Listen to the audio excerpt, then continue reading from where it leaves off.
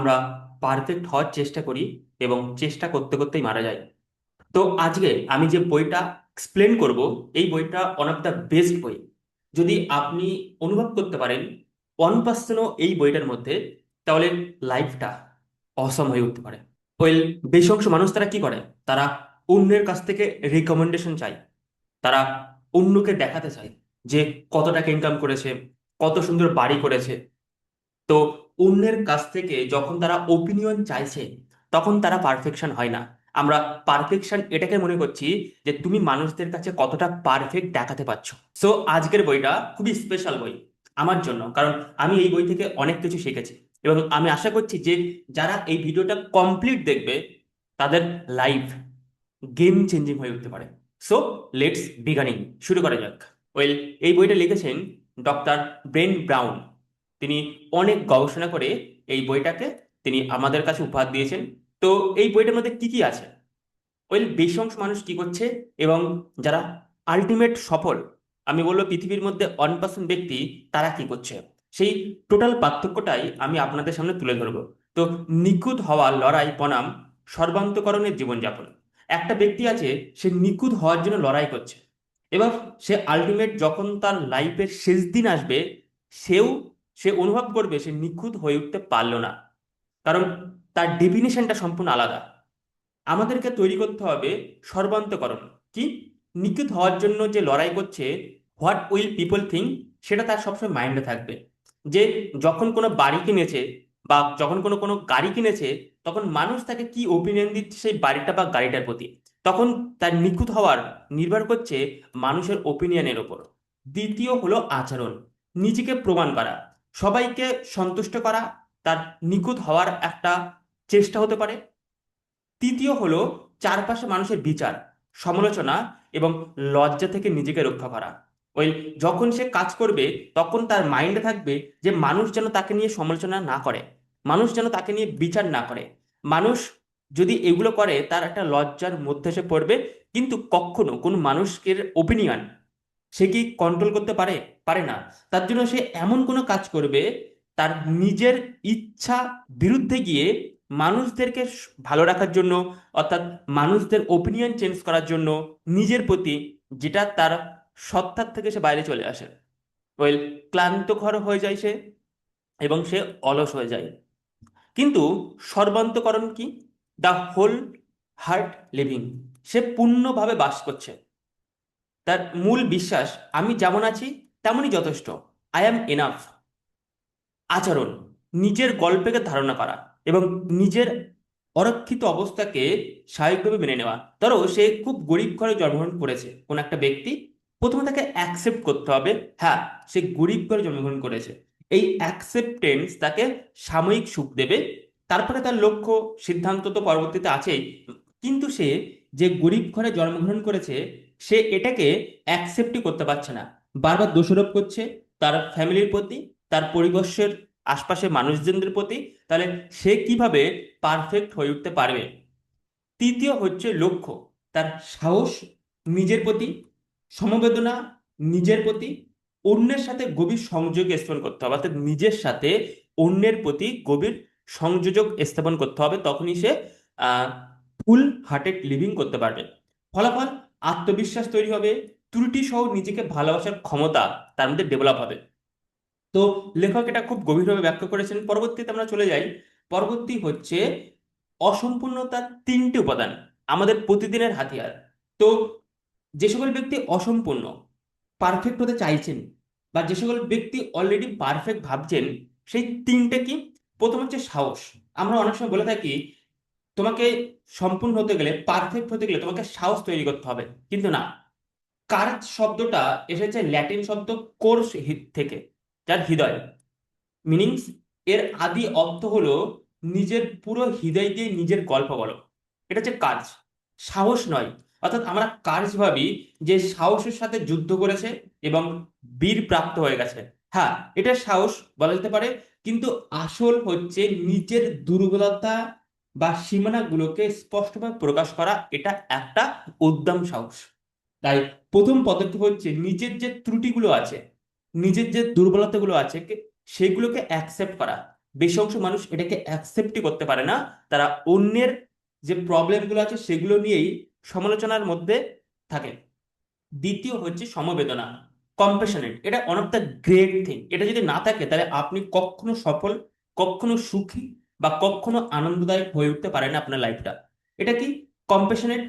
এটি শুধু সহানুভূতি নয়, অন্যের কষ্টের সাথে সমান স্তরে যুক্ত হয়ে যাওয়া। ধরুন কোনো ব্যক্তি আছে, সে খুব কষ্টকর লাইফ সে লিড করছে, এবার আপনি তার থেকে একটু ভালো বেটার লাইফ লিড করছেন। যদি আপনি তাকে, তার কষ্ট দেখে যদি আপনি সহানুভূতি না অনুভব করতে পারেন, বা তাকে যদি হেল্প না করার ইচ্ছা আপনার মধ্যে, প্রবণতা না থাকে, তাহলে আপনার মধ্যে কম্প্যাশনেট লাইফটা নেই। তো পূর্ব শর্ত হচ্ছে সমবেদনা চর্চার প্রথম শর্ত হলো নিজের সীমানা, বাউন্ডারি নির্ধারণ করা এবং মানুষকে তাদের আচরণের জন্য জবাবদিহি আয়ত্তে আনা। এবার সাপোজ পূর্ব শর্ত কি? যারা খারাপ কাজ করছে তাদের প্রতি সহানুভূতি দেওয়া একদম নয়, তাদের যে আচরণের বিরুদ্ধে তাদেরকে সামনে দাঁড়ানো, এটাও একটা কম্প্যাশনেটের দ্বিতীয় উদাহরণ। দেন সংযোজন। তাহলে আমরা কি প্রথম বলেছি? প্রথম হচ্ছে সাহস, দ্বিতীয় হচ্ছে কম্প্যাশনেট।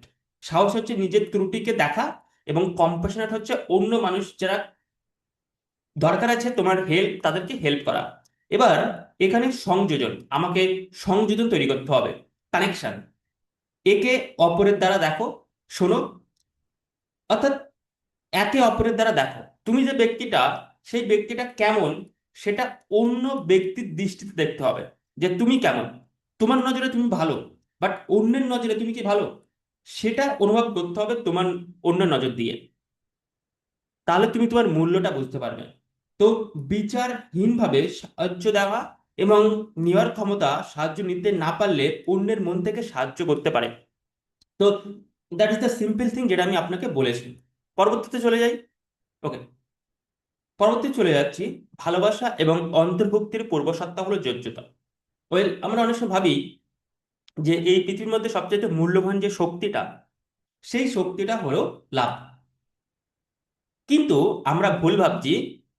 আমাদেরকে এটাকে অ্যাচিভ করার জন্য আমাদের নিজেদেরকে পরিবর্তন করতে হবে। আমরা অনেকবার শুনে থাকি যে যদি আমরা এটাকে অ্যাচিভ করতে চাই, লাভটাকে, তাহলে আমাদের চেঞ্জ করতে হবে। কিন্তু যে চেঞ্জ করে, আপনি যদি চেঞ্জ করে এই লাভটাকে অ্যাচিভ করতে চান, তাহলে আপনি আলটিমেট যেটা পাবেন সেটা আপনার মধ্যে স্যাটিসফাই আপনি থাকবেন না, আপনি সবসময় মিসিং আপনি অনুভব করবেন। তো আমরা অন্যকে ঠিক ততটাই ভালোবাসতে পারি যতটা আমরা নিজেকে ভালোবাসতে পারি। এটা মাইন্ড ইট। ভালোবাসা কোনো অনুভূতি নয়, এটি একটি কাজ যেটা প্রতিদিন চর্চা। আপনি কাউকে ভালোবাসছেন এবং আপনি একদিন ভালোবেসেছেন খুব, পরের দিন তাকে মারধর করেছেন বা খারাপ অনুভূতি তাকে দিয়েছেন, তো এটা কি লাভ? না। লাভ হচ্ছে প্রত্যেক দিন প্র্যাকটিস, প্রত্যেক দিন বেটার এবং বেটার প্র্যাকটিস করতে হবে, যেটা আপনাকেও চেষ্টা করতে হবে যাতে সেই ব্যক্তিটার সঙ্গে আপনার মনোমালিন্য থাকে। এবং এটা অনেক সময় দেখা যায় যে অনুভূতি, বিলঙ্গিং, একটা যে ফিটনেস বা ফিট হওয়া, সেই লাভের জন্য নিজেকে পরিবর্তন করা বা খাপ খাইয়ে নেওয়া, এটাকে বলা হয় ফিটিং।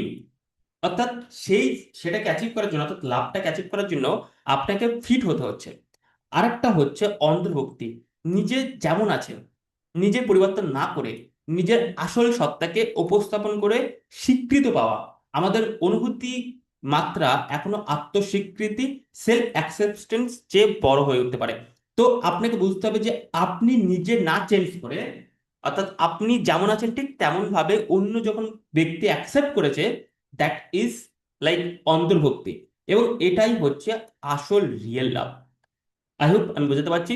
যোগ্যতা, যোগ্যতা অর্জন করার কিছু নেই, এর কোনো পূর্ব শর্ত নেই। যেমন ওজন কমালে আপনি সফল হয়ে উঠবেন, আমি যোগ্যতা হয়ে উঠবো, এটা একটা ভুল ধারণা। তো যোগ্যতা হচ্ছে আপনি নিজেই বর্তমানে যেমন পরিস্থিতিতে আছেন সেই পরিস্থিতিকে বেটার তৈরি করা, দ্যাট সামথিং লাইক। সো পরবর্তী আমরা চলে যাচ্ছি। পরবর্তী হচ্ছে প্রধান আবেগ, লজ্জা বনাম অপরাধবোধ। আমরা এই দুটোর মধ্যে থাকি, এবং সবচেয়ে ক্ষতিকর যে বিষয়টা সেটা হচ্ছে লজ্জা, শেমফুল। অর্থাৎ আমি খারাপ, শেমফুল, নিজের অস্তিত্ব বা আত্মপরিচয়। তখন আমি যখন খারাপ বলছি তখন নিজের অস্তিত্ব এবং আত্মপরিচয়ের সাথে আমি কম্প্রোমাইজ করছি। তারপরে আমার মধ্যে একটা অনুভূতি তৈরি হচ্ছে, আমি এতটাই ত্রুটিপূর্ণ যে আমি ভালোবাসা এবং অন্তর্ভুক্ত অযোগ্য। যখনই আপনি এমন কোনো কথা বলেছেন যেটা নেগেটিভিটি, আপনার লাইফে রিলেটেড, আপনার কাজে রিলেটেড, তখন দেখবেন আপনার মধ্যে ফোকাস হারিয়ে ফেলছেন আপনার মূল কাজে। আপনি একটা বোরিংনেস দুনিয়ায় চলে গেছেন, যেখানে রিটার্ন শুধু আসছে খারাপ অনুভূতি।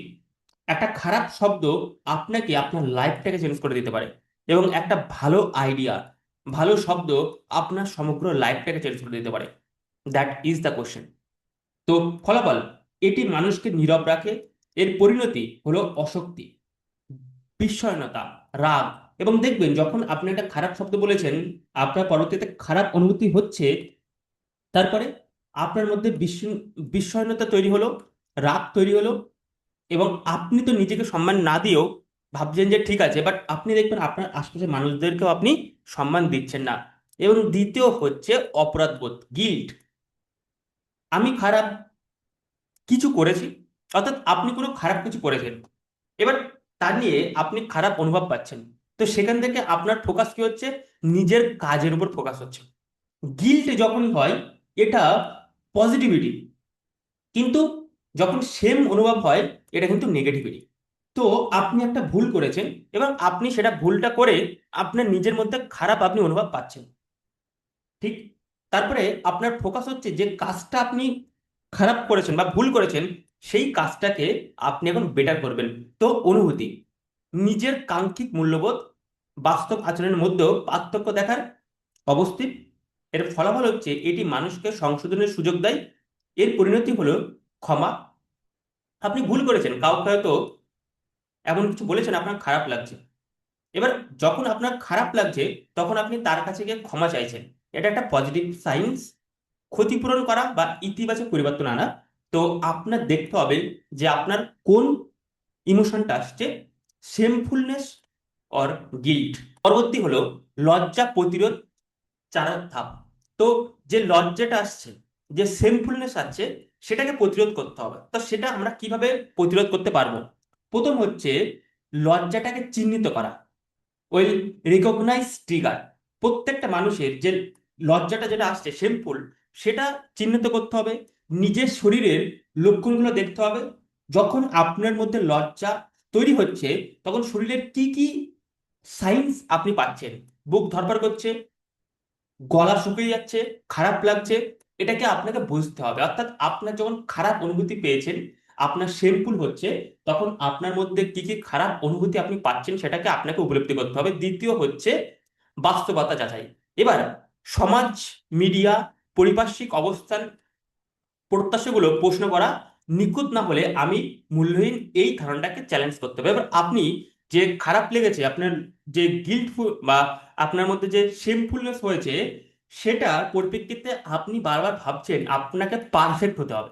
এটা আপনার আননেসেসারি, আপনার মাইন্ডসেট। তো আপনার যে পারফেক্ট হতে হবে, এই জিনিসটা থেকে বেরিয়ে আসতে হবে, কারণ আপনি অলরেডি পারফেক্ট।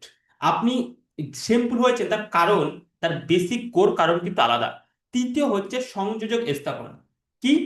নিজের গল্পটি এমন কাউকে বলো যিনি সহানুভূতি দেবে, আপনাকে বিশ্বাস করবে, যিনি আপনার গল্প শুনে কোনো বিচার করবে না। যদি এমন কোনো ব্যক্তি থাকে, তাহলে সেই গল্পটা, অর্থাৎ আপনার যে শেমফুল, আপনি যেটা লুকিয়ে রাখছেন, অর্থাৎ আপনি আপনার একটা ভুল করেছেন, সেটা আপনি লুকিয়ে রাখছেন।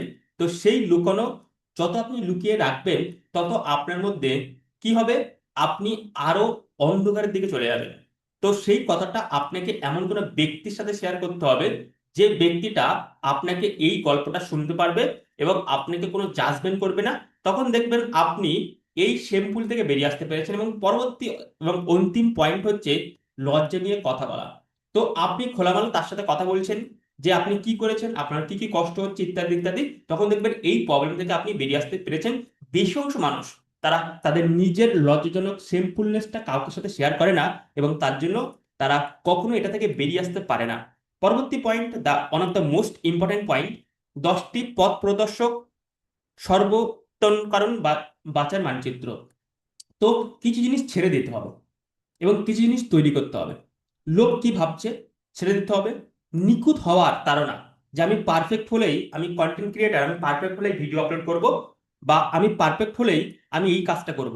আপনি কখনো পারফেকশন হয়ে উঠতে পারবেন না আনটিল যতক্ষণ আপনি শুরু করছেন, তৃতীয় হচ্ছে অনুভূতি ভোত করা, যে আপনার মধ্যে যখন খারাপ লাগছে তখন আপনি দেখবেন যে অনেক কিছু আপনি করছেন, ফর এক্সাম্পল আপনি বেশি করে খেয়ে ফেলছেন, বেশি করে মোবাইল ফোন দেখছেন। তো আপনার যে খারাপ অনুভূতির পরিপ্রেক্ষিতে আপনি যেগুলো করছেন, বেশি অংশ আমরা নেগেটিভিটি করি, সেগুলো থেকে বিরত থাকতে হবে। অভাববোধ ভয়, বেশি অংশ মানুষ দুটো অভাবের তাড়নায় ভোগে। একটা হচ্ছে টাকা, দ্বিতীয় হচ্ছে ভয়। তো রেকগনাইজেশন দুটোই। তো সেটা আপনাকে পারফেকশন হয়ে উঠতে হবে, যে যদি আপনার টাকার অভাব থাকে তাহলে আপনাকে বুঝতে হবে যে আপনি কিভাবে ইনকাম করতে পারেন। তার থেকে অভাবের তাড়না আপনার যখন মাইন্ডসেট ক্রিয়েট হবে, তখন আপনি সেটা একটা ইন লুপ প্রসেসের মধ্যে চলে আসবেন। তৃতীয় হচ্ছে নিশ্চয়তা প্রয়োজন, অর্থাৎ আহ, নিজের প্রতি সৎ থাকতে হবে, সেটা দেখতে হবে। অন্য কি বলছে সেটা নিয়ে লেট গো করতে হবে। অন্যের সাথে তুলনা করা, এটাকে লেট গো করতে হবে। নিজের কাজের সঙ্গে হয়তো আপনার রোল 5 নম্বর, একের সাথে আপনি তুলনা করছেন যে ও কত সুন্দর পড়াশোনা করছে, আমি কেন করতে পারছি না। না, এই তুলনা করছেন, যত আপনি তুলনা করবেন তত আপনি পিছিয়ে পড়বেন। পরবর্তী হচ্ছে ক্লান্তি এবং বাস্তবতা স্ট্যাটাস হিসেবে দিতে হবে। অর্থাৎ ক্লান্তি, আমরা ক্লান্তি বোধ করছি এবং আমরা ভাবি যে কাজ করছি মানে ক্লান্ত হচ্ছি, তার মানে আমি ভালো পথে যাচ্ছি না। কাজ করলে ক্লান্ত, শুধু কাজ করলে ক্লান্ত হয় না। আপনি যখন খেলা করবেন, ক্রিকেট খেলবেন, দেখবেন এর মধ্যে আপনি ক্লান্ত অনুভব করবেন না। আপনি যখন গান শুনছেন তখন তার মধ্যে আপনি ক্লান্ত অনুভব করবেন না, কারণ এগুলো আপনার কাজের সঙ্গে আপনার বডি মাইন্ডের অ্যালাইনমেন্ট আছে। তো যখন আপনি ক্লান্তি বোধ করছেন, আপনি এটা ভাববেন না যে আপনি সফল হয়ে উঠবেন না, আপনি তো ভুল পথে বা ভুল রাস্তায় দৌড়াচ্ছেন। তো আপনাকে এই মাইন্ডসেট থেকে বেরিয়ে আসতে হবে যে ক্লান্ত হলেই আপনি ভালো কাজ করছেন না। তৃতীয় হচ্ছে উদ্বেগ জীবন ধারণা হিসাবে কাজ করুন। অনেক সময় দেখবেন যে আপনি খুব অস্বাভাবিকভাবে ডিপ্রেশন চলে গেছেন, অস্বাভাবিকভাবে আপনি টেনশন ভোগ করছেন কোন একটা কারণ, যেটা হয়তো আপনি চেঞ্জ করতে পারবেন না। ফর এক্সাম্পল আপনি একটা কাজ করছেন এবং সেই কাজটা ভুল হয়ে গেছে, এবং মানুষ আপনাকে নিয়ে খুব নেগেটিভ কথা আচরণ তৈরি করছে। তো এটা তাদের হাতে, অর্থাৎ মানুষ কি বলছে তাদের ওপিনিয়নটা আপনি কখনো বন্ধ করতে পারবেন না। সেক্ষেত্রে আপনি কি করবেন, আপনি এই চিন্তাটা বন্ধ করবেন যে আপনি কেবল আপনার মাইন্ডটাকে কন্ট্রোল করতে পারবেন। তো আপনার মাইন্ডটাকেই আপনি দেখবেন যে কিভাবে আপনি কন্ট্রোল করতে পারছেন। আত্মসন্দেহ, নিজের প্রতি আত্মসন্দেহ, যে আমি পারবো না, আমি এটা করছি। তো এই আত্মসন্দেহ থেকে বাইরে বেরিয়ে বেরিয়ে আসতে হবে, লেট গো করতে হবে। এবং পরবর্তী হচ্ছে নিজেকে কুল বা নিয়ন্ত্রণে রাখতে, নিয়ন্ত্রণ রাখা, সবসময় নিজেকে কুল রাখাও, এটা কিন্তু লেট গো করতে হবে, যে আমি সবসময় কুল আছি বা আমি সবসময় পারফেক্ট, এটা থেকে বেরিয়ে আসতে হবে।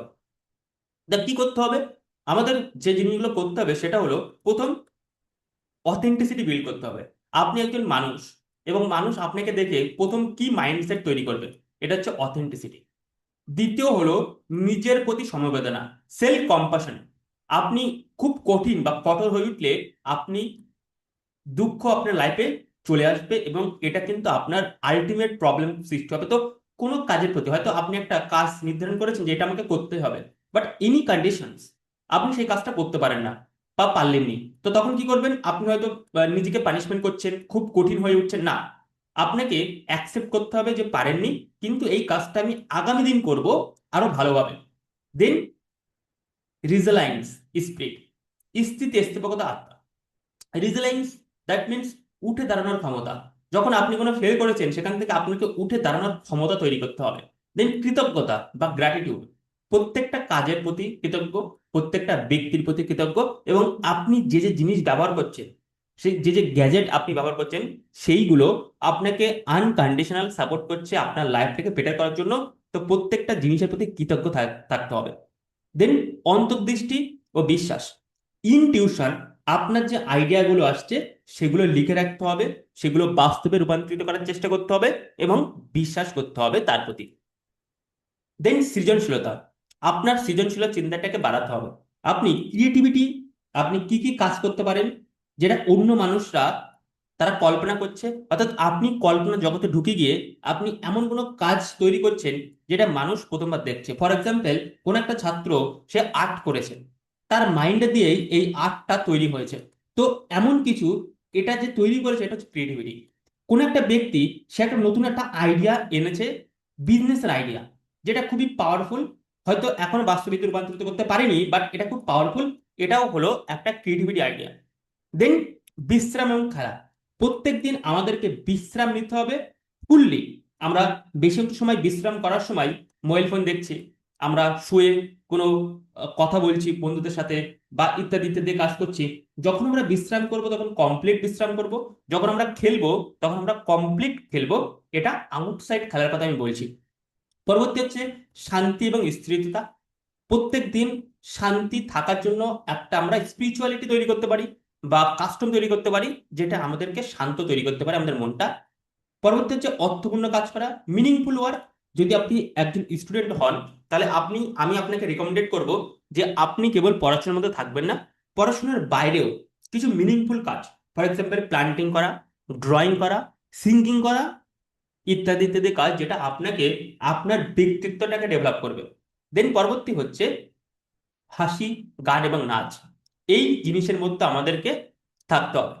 তো এই জিনিসটা আমাদেরকে বেটার করতে পারে, এই জিনিসটা আমাদেরকে আরো অ্যাগ্রেসিভ করতে পারে। সো এটা ডেভেলপ করতে হবে। যদি আপনি সফল হয়ে উঠতে চান তাহলে এর বিকল্প কিছু নেই। আমরা অনেক সময় ভাবি যে নিখুঁত হতে হবে, এবং নিখুঁত হওয়ার জন্য আমি কি করব, আমি আহ, এমন কিছু ডেভেলপ করব যেটা মানুষ আমাকে দেখে আমার কাজের প্রতি তারা শ্রদ্ধা বা রেসপেক্টফুল করবে না। কখনো নিখুঁত হওয়ার জন্য অন্যের রেকমেন্ডেশন, অন্যের ওপিনিয়ন প্রয়োজন হয় না। ঠিক আছে? তো নিখুঁত হওয়া, নিখুঁত হওয়ার তাড়না, পারফেকশন, অন্যরা কি ভাবছে, এটাকে নিয়ে কখনো আমরা নিখুঁত হওয়ার জন্য কাজ করব না। এটি একটা 20 টনের ঢাল। ধরুন আপনি একটা 20 টনের ঢাল নিয়ে ঘুরছেন, অন্যরা কি বলবে সেটাকে আপনি প্রোটেক্ট করছেন, বা আপনি লোককে দেখাচ্ছেন যে আমি কত 20 টনের সুন্দর একটা ঢাল নিয়ে ঘুরছি, বাট এটাকে আপনাকে উড়তে দেবে না, এটাকে আপনাকে গ্রোথে বাধা দিচ্ছে। তো এই ঢালটাকে বন্ধ করতে হবে। মানুষের ওপিনিয়ন আপনার দেখতে হবে যে আপনি কিভাবে গ্রোথ করতে পারেন, দ্যাটস ইট। আপনি প্রতিদিনের কাজটাকে কিভাবে সুন্দর করতে পারেন, দ্যাটস ইট। আপনি কিভাবে আরো শান্ত থাকতে পারেন, কি করে আপনার সেলফ ইমপ্রুভমেন্ট হতে পারে, দ্যাটস ইট। তো কি করতে হবে, সুস্থ প্রচেষ্টা, হেলদি সার্ভাইভিং। আমি কিভাবে আরো উন্নতি করতে পারি, এটি নিজের জন্য নয়, ভুল থেকে শেখা এবং বিকশিত হওয়ার স্বাস্থ্যকর ইচ্ছা। তো সমাধান কি কি, নিজের প্রতি দয়া, সেলফ কাইন্ডনেস হতে হবে। ব্যর্থতা নিজেকে তিরস্কার না করে বন্ধুদের সাথে সেটাকে আলোচনা করতে পারো। দ্বিতীয় হচ্ছে কমন হিউম্যানিটি, বুঝতে পারা যে কষ্ট, ভুল করা সবচেয়ে মানুষের সমাধান অভিজ্ঞতা অনেক। দেখবেন যে প্রত্যেকটা সফল ব্যক্তি একবার না একবার ভুল করেছে, হাজারবার ভুল করেছে বা লাখবার ভুল করেছে, বাট সেখান থেকে তারা শিক্ষা গ্রহণ করেছে। আপনি কি শিক্ষা গ্রহণ করছেন, that is the question. Then mindfulness, অর্থাৎ নেতিবাচক আবেগগুলোকে অস্বীকার বা অতিরঞ্জিত না করে শান্তভাবে পর্যবেক্ষণ করা। আপনার মধ্যে যে নেগেটিভিটি আসছে, ভয়, উদ্বেগ, ডিপ্রেশন, এনজাইটি, টেনশন থেকে শুরু করে কম্পেয়ার, ক্রিটিসাইজ থেকে শুরু করে যেগুলো নেগেটিভিটি আসছে, সেগুলোকে আপনাকে ডিটাচ হয়ে দেখতে হবে এবং সেখান থেকে বেরিয়ে আসার পন্থা খুঁজতে হবে, না আরো ক্রিটিসাইজ করতে হবে। পরবর্তীতে আমরা চলে যাচ্ছি, এই বইটা খুবই ডিপলি বই, তার জন্য আমি একটু বেশি করে এক্সপ্লেন করছি। কারণ অনেক সময় আমি খুব কুইকলি স্লাইডগুলো আমি দিয়ে দিই, বাট আমি চাইছি যে যেভাবে আমি আপনাদেরকে এক্সপ্লেন করব, তাতে যেন আপনারা বুঝতে পারেন। হয়তো যত পার্সেন্ট আপনি থাকবেন তত পার্সেন্ট আপনি বুঝতে পারেন। এটা আমার লাস্ট স্লাইড হবে। এর পরবর্তীতে আমি এই ভিডিওটা অফ করবো, কারণ এটা অনেক লম্বা হয়ে যাচ্ছে। তো অনুভূতি ভোতা বিপদ, আমরা বেছে বেছে অনুভূতি এড়াতে পারি না। সো কি করতে হবে, অনুভূতি ভোতা করা। অর্থাৎ এটা কি, যখন আমরা কোনো নেগেটিভিটি কাজ করছি, একটা নেগেটিভিটি আপনার চিন্তা আসলো, সেই একটা চিন্তা থেকে আপনি দেখবেন আপনার খারাপ লেগেছে, নেগেটিভিটি হয়েছে, মানে আপনার খারাপ অনুভূতি হয়েছে, এবং সেটাকে ট্যাগেল করার জন্য আরো আপনি নেগেটিভিটি কাজ করতে শুরু করেন। ফর এক্সাম্পল, আপনাকে কেউ বকেছে, আপনি একজন ছাত্র, আপনার টিচার বকেছে, এবার কি করছেন, সেই টিচারের প্রতি আপনার রাগ হচ্ছে। এবার সেই রাগটাকে কমানোর জন্য আপনি কি করছেন, আপনি এমন কোনো কাজ করছেন যেটা হয়তো আরো অপরাধ বোধ। ফর এক্সাম্পল, সেই টিচারের আপনি ক্লাস করছেন না। ফর এক্সাম্পল, আপনি বই পড়ছেন না। ফর এক্সাম্পল, আপনার স্বাভাবিক আচরণ থেকে আপনি ব্যাহত থাকছেন। তো এটা কি, আপনি আরো অপরাধ বোধ কাজ করছেন। তো একটা কাজের নেগেটিভিটি আপনার মধ্যে হয়েছে, আপনি আরো হাজারটা ডেকে নিয়ে আসছেন। তো আলটিমেট ক্ষতি আপনার হচ্ছে। তো সেক্ষেত্রে কি করতে হবে, যখন আপনি এমন কোনো অনুভূতি হচ্ছে, তখন এটাকে অ্যাকসেপ্ট করতে হবে। এটা হচ্ছে আপনার প্রথম মূল দায়িত্ব। এবং সেটাকে যখন আপনি অ্যাকসেপ্ট করছেন, তখন আপনার একটা জয় সেলিব্রেশন করতে হবে যে yes, you can accept your problem, your core problem and now work. তো এই যে ভ্যালনারেবিলিটিটা সবচেয়ে শক্তিশালী, আবেগগুলোকে তীক্ষ্ণ কাটা আছে, অরক্ষিত অবস্থাকে ভ্যালনারেবিলিটি এড়িয়ে যাওয়ার বদলে তার মুখোমুখি হলো, অর্থাৎ আপনার সেই মুখোমুখি হতে হবে যে প্রবলেমটা হয়েছে সেই প্রবলেমটা ডিপলি সলভ করার জন্য। তো এটাই হচ্ছে এর মূল বিষয়, যেটা আমি এক্সপ্লেন করেছি। এখানে অনেক কিছু লেখা আছে, বাট এত কিছু লেখার পড়ার দরকার নেই। সো আমি আজকে যে বইটা পড়েছি এটা হচ্ছে পার্ট 1। নেক্সট দিন আমি এর পার্ট 2টা নিয়ে আসবো। যারা যারা কমেন্ট করবে যে এর পার্ট 2 দরকার আছে, আমি অবশ্য পার্ট 2টা আনার চেষ্টা করব। সো এই সিরিজগুলো কেমন লাগছে?